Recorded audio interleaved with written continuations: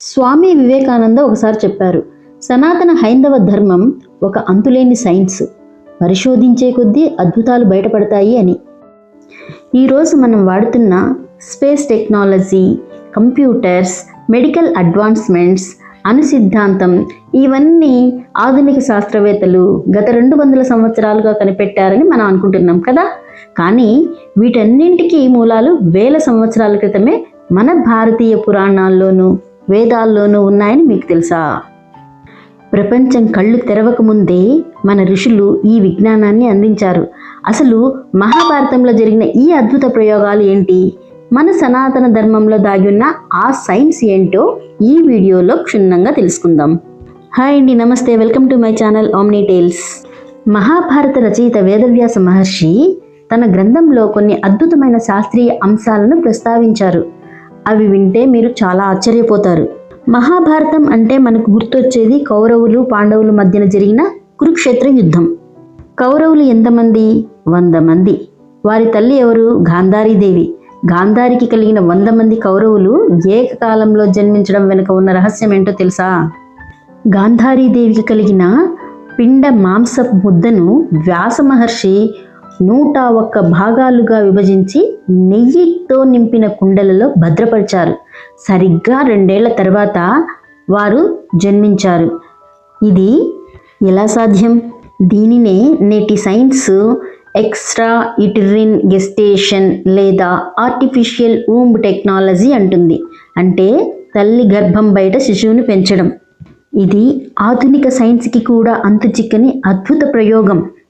అంటే మహాభారత కాలంలోనే క్లోనింగ్ జరిగిందా లేదా? మరొక విషయం ఏంటంటే శిఖండి పుట్టుక. శిఖండి అంటే ఎవరో తెలుసా మీకు? కురుక్షేత్ర యుద్ధంలో శిఖండి గురించి మీకు తెలుసా? అదేనండి, భీష్ముడి యుద్ధధాటికి భయపడి పాండవులు శిఖండిని అడ్డుగా పెట్టుకుంటారు. శిఖండి పుట్టుకతో ఒక స్త్రీ, తరువాత పురుషుడిగా మార్చబడింది. ఒక ఆడదాన్ని మగవాడిగా మార్చడం అనేది నేటి జెండర్ రీఅసైన్మెంట్ సర్జరీకి అద్దం పడుతుంది.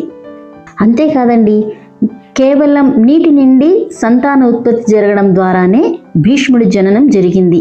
ఇది ప్రాచీన కాలపు బయోటెక్నాలజీకి ఒక ఉదాహరణ. ద్రోణాచార్యుడు తెలుసా? కౌరవులకు పాండవులకు గురువు.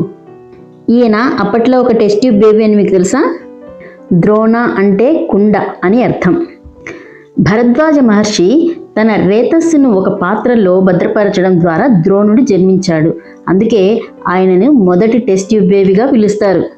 మహాభారతంలో కర్ణుడి పాత్ర మీకు తెలిసే ఉంటుంది. కర్ణుడు ఎవరు?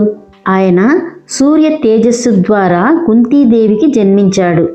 కర్ణుడు సహజ కవచ కుండలాలతో జన్మించాడు. అంటే జెనెటిక్ ఇంజనీరింగ్ ద్వారా ఒక బిడ్డకు పుట్టుకతోనే రక్షణ కల్పించడం వంటి అసాధారణ విషయాలు అప్పట్లోనే ప్రస్తావించబడ్డాయి. ఖగోళ మరియు భౌతిక శాస్త్రాల గురించి కూడా ప్రాచీన కాలంలోనే మన ఋషులు వివరించారు. గ్రావిటీ గురించి అడిగితే మనం ఏం చెప్తాము? అదేనండి, వస్తువులు పైకి ఎగరవేస్తే కింద పడతాయని చెప్పింది మొదటగా ఎవరు? మనం న్యూటన్ పేరు చెప్తాం కదా. కానీ న్యూటన్ కంటే 500 సంవత్సరాల ముందే తన సిద్ధాంత శిరోమణిలో ఆకర్షణ శక్తి గురించి రాశారు భాస్కరాచార్యుడు. భూమికి ఆకర్షించే గుణం ఉంది, అందుకే వస్తువులు కింద పడతాయని ఆయన స్పష్టంగా చెప్పారు. భూమి గుండ్రంగా ఉందని, అది తన అక్షం మీద తన చుట్టూ తాను తిరుగుతూ సూర్యుని చుట్టూ తిరుగుతుందని కోపర్నికస్ చెప్పాడు కదా. కానీ కోపర్నికస్ కంటే ముందే ఆర్యభట్టుడు నిరూపించాడు. అలాగే ఆయన సున్నాని కూడా కనుగొన్నాడు. గణిత శాస్త్ర దిశనే మార్చేశాడు. ఇక ఆటమ్స్ గురించి చెప్పాలంటే మనకు గుర్తొచ్చేది మొదటగా జాన్ డాల్టన్. కానీ మహర్షి కణాదుడు పరమాణువు అనే పదాన్ని మొదట వాడాడు. ఈ విశ్వం అంతా చిన్న చిన్న అణువులతో నిర్మితమైందని ఆయన వైశేషిక సూత్రాలలో వివరించాడు.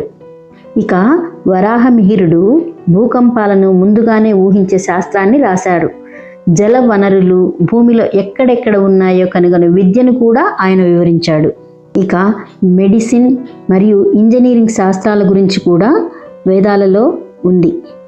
మొదటి సర్జన్ ఎవరు అంటే సుశ్రుతుడు.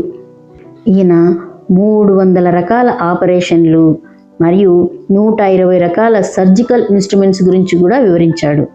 ముక్కు కోల్పోయిన వారికి తిరిగి ముక్కును అమర్చడం అప్పట్లోనే ఆయన చేశారు. అగస్త్య మహర్షి అగస్త్య సంహితలో బ్యాటరీ తయారీ విధానం గురించి రాశాడు. రాగి రేకు, జింకు, నీరు మరియు మెర్క్యూరీని ఉపయోగించి విద్యుత్తుని ఎలా పుట్టించాలో ఆయన సూత్రబద్ధం చేశారు.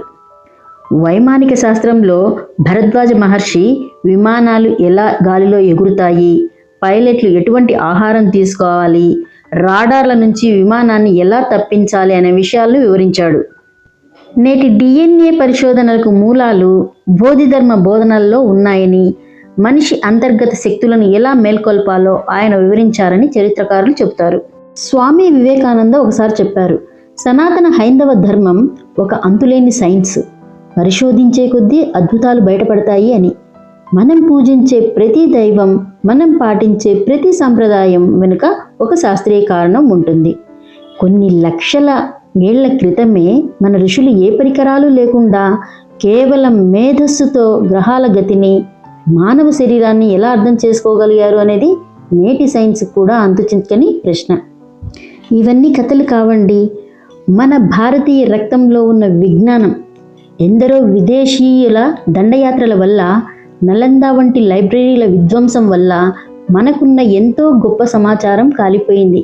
కానీ మిగిలిన ఈ కొద్దిపాటి విజ్ఞానమే నేటి ప్రపంచానికి మార్గదర్శకంగా ఉంది. భారతదేశంలో పుట్టడం ఒక వరమైతే, ఈ గొప్ప ధర్మాన్ని పాటించడం మనకు దక్కిన అరుదైన వరం. మన పూర్వీకులు అందించిన ఈ విజ్ఞానాన్ని గౌరవిద్దాం, ప్రపంచానికి చాటి చెప్దాం. ఈ విజ్ఞానాన్ని భవిష్యత్ తరాలకు అందించడం మన బాధ్యత. సనాతన ధర్మం అంటే మూఢనమ్మకం కాదు, అది అంతులేని సైన్స్ అని వివరించడం మన కర్తవ్యం. ఈ వీడియో మీకు నచ్చినట్లయితే లైక్ చేయండి, షేర్ చేయండి. మన దేశ గౌరవాన్ని ప్రపంచానికి చాటి చెప్పండి. జై హింద్, జై సనాతన ధర్మం.